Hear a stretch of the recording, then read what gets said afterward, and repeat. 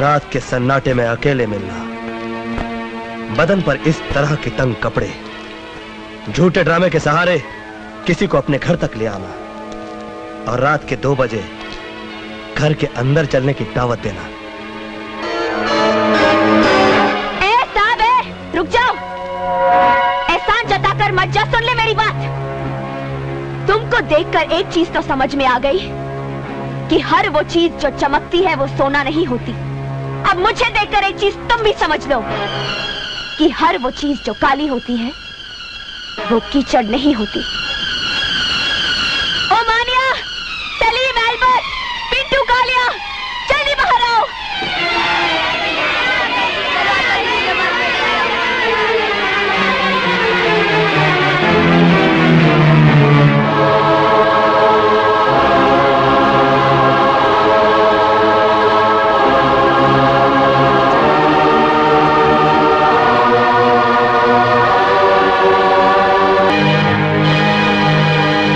अनाथ और अपाहिज बच्चे हैं जिनके पास मेरे सिवा इस दुनिया में कोई नहीं है। इन्हीं के लिए स्टेज शोज करती हूँ मैं। बोलो, अब कैसे लगती हूँ मैं? बातारू औरत तो नफरत करो मुझसे, गंदी नाली तो थूको मुझ पर, समाज का कैंसर तो फांसी लटका दो मुझे। तुमने तो किसी न किसी औरत का दूध जरूर पिया होगा। तुम्हें उसी दूध की कसम, मैं जैसी लगती हूँ वैसी ही सजा दो मुझे।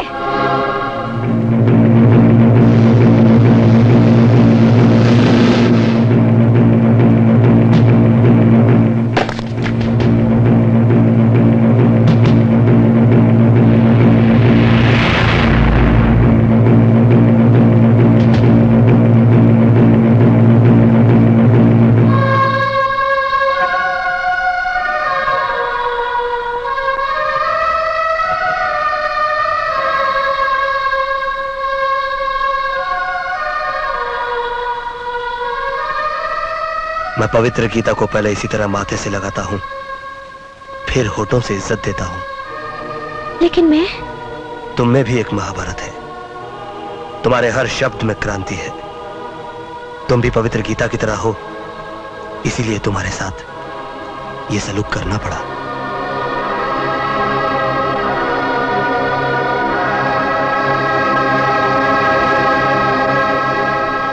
अच्छा हुआ अपनी जीप से वो ऑटो रिक्शा वाला टकरा गया। फायदा अपना हुआ ना, उस रिक्शा वाले का पूरा रिक्शा डैमेज हो गया। अपनी जीप की तो सिर्फ कांच ही निकली है।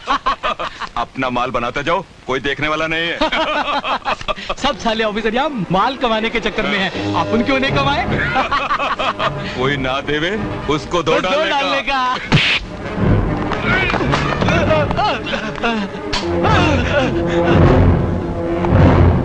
लाइट्स।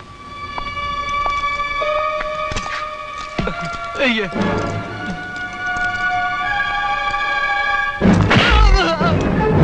धुलाई उन्हीं कपड़ों की होती है जिन पर मैल लगा हो, समझे? गलती हो गई था, मुझे माफ कर दो साहब, गलती हो गई। माफ कर दो। गलती नहीं, जुर्म किया है तुम लोगों ने, और जुर्म के लिए माफी नहीं दी जाती, उसके लिए सजा दी जाती है।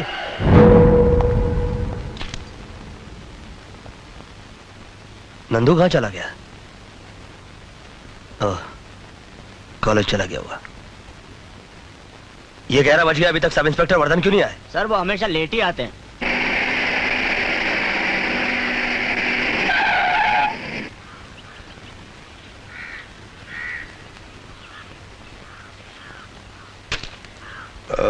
एक्सक्यूज मी सर, वो क्या है कि मैं किसी दूसरे मूड में था, इसलिए मैंने वो सिगरेट काम फेंक। तुमने अपनी घड़ी तो खरीद के पहनी होगी। जी? इसकी कीमत जानते हो? जी। तुम घड़ी की कीमत तो जानते हो, मगर वक्त की कीमत नहीं जानते। ओह, वो क्या सर, कल नींद नहीं आई और कुछ सुस्ती सी भी आ रही थी। मिस्टर आदर्श वर्धन, तुम्हें इस बात का कोई हक नहीं पहुंचता कि पुलिस की फर्ज की गंगा जो कि कानून की गंगोत्री से निकलती है, उसे तुम अपनी गंदी आदतों के गटर में डाल दो। सर, मैं भी एक पुलिस ऑफिसर हूं। आप कमरे के अंदर भी मुझे यह भाषण दे सकते थे। ये भाषण नहीं, ये मेरी वार्निंग है मिस्टर आदर्श वर्धन। और मेरी वार्निंग तुम्हारे सिगरेट केस के ऊपर लिखी हुई वार्निंग की तरह नहीं जिसे तुम भूलकर सिगरेट के कष्ट लगाया करते हो। मेरी वार्निंग कानून की किताब के उस फुल स्टॉप की तरह है जिसके बाद कुछ भी करने या सोचने की जगह नहीं बचती। जाओ। कपाली को खत्म कर दो। ये तुम कह रही हो? तुम तो उसकी महबूबा थी। बाबूजान, मैं वो फूल नहीं जो किसी लाश पर फेंका जाता हो। मैं वो फूल बनना चाहती हूँ जो हमेशा जीते हुए आदमी की जयमाला में रहना चाहता हो। तुम बॉस बन जाओगे तो मैं तुम्हारी हो जाऊंगी।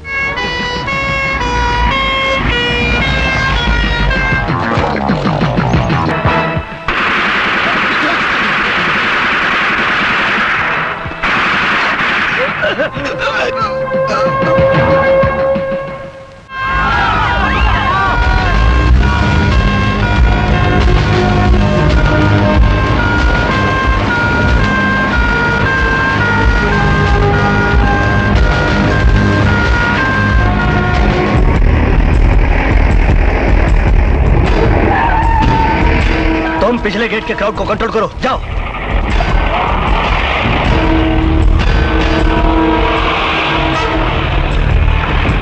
जाओ जल्दी से लाश का पंचनामा करो।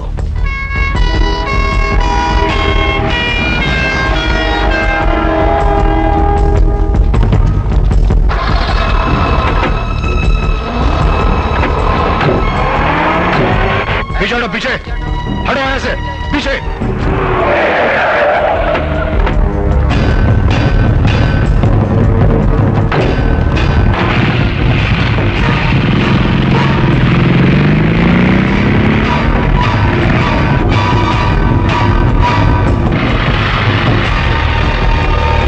पीछे हटो, पीछे पीछे हटो। हटाओ सबको पीछे, यहाँ से सबको पीछे हटाओ। कोई तमाशा नहीं हो रहा यहाँ पर। हमें कपाली की लाश भी चाहिए। हाँ, तुम तो उसकी असली वारिस हो, तुम्हें तो लाश मिल ही जाएगी। हाथ पीछे।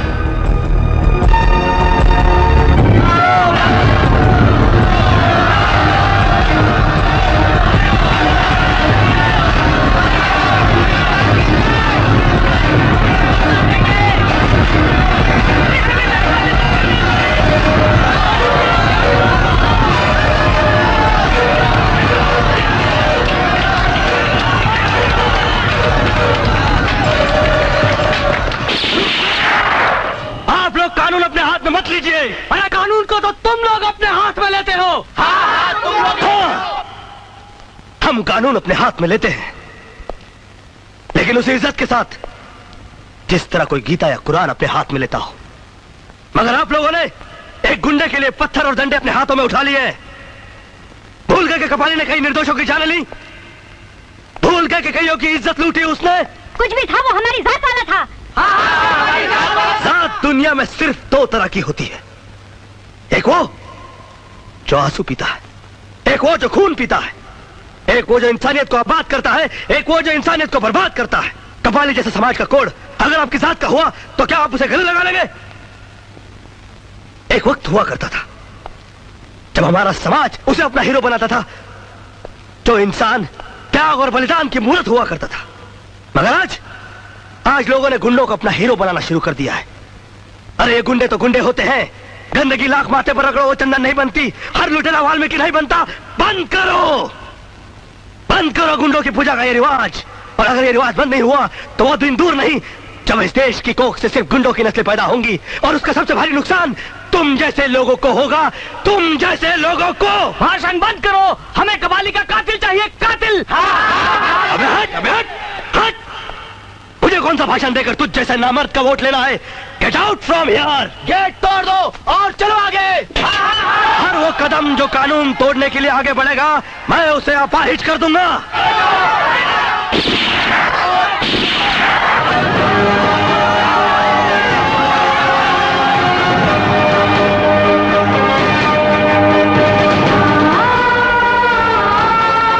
कपाली आपको सबसे पहले होश में आते मैंने देखा था और सबसे पहले मैंने ही आपको फोन किया था। इम्पॉसिबल।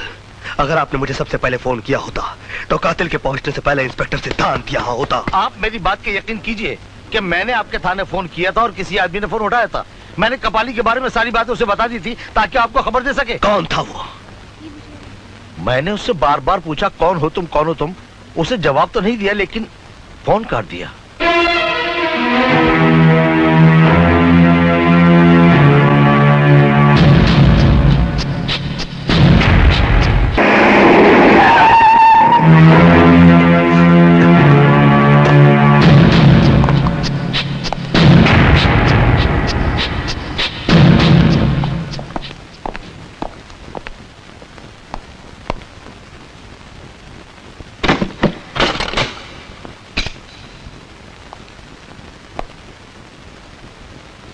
उस दिन तुम्ही ने कहा था कि भाषण देना हो तो बंद कमरे में दूं।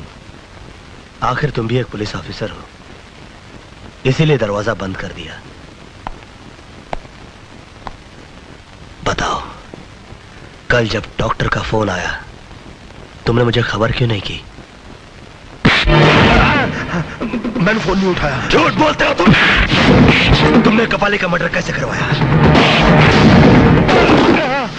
मैंने कुछ नहीं कहा, झूठ है ये सब। झूठ वो है जो तुम बोल रहे हो। सबसे पहले तुम्ही को खबर मिली थी कि कपाली होश में आने वाला है और तुमने ये खबर गुंडों को पहुंचा दी। इसीलिए पुलिस पहुंचने से पहले गुंडे वहां पहुंच गए और उन्होंने कपाली को मार डाला। पता नहीं अंदर क्या हो रहा, कुछ खास बात हो रही होगी यार। तेरे को क्या, तू चुप कर खाली। जिन लोगों के साथ मिलकर तुम कानून का बलात्कार करते रहे, अगर कल सुबह 10 बजे तक उन लोगों का नाम नहीं बताया तो मैं तुम्हारे जिस्म को वर्दी की जगह जख्मों का लिबास पहना दूंगा और फिर तुम दर्द से इतना तड़पोगे कि उसके बाद मौत को भी चखोगे तो यही कहोगे कि मजा नहीं आया। सर अर्जेंट कैसे सर?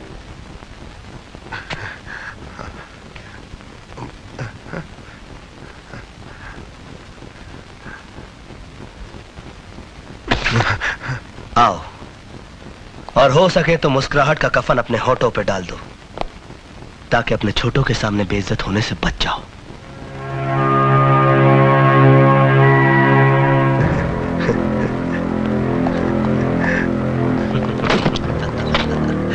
मजा आ गया ना?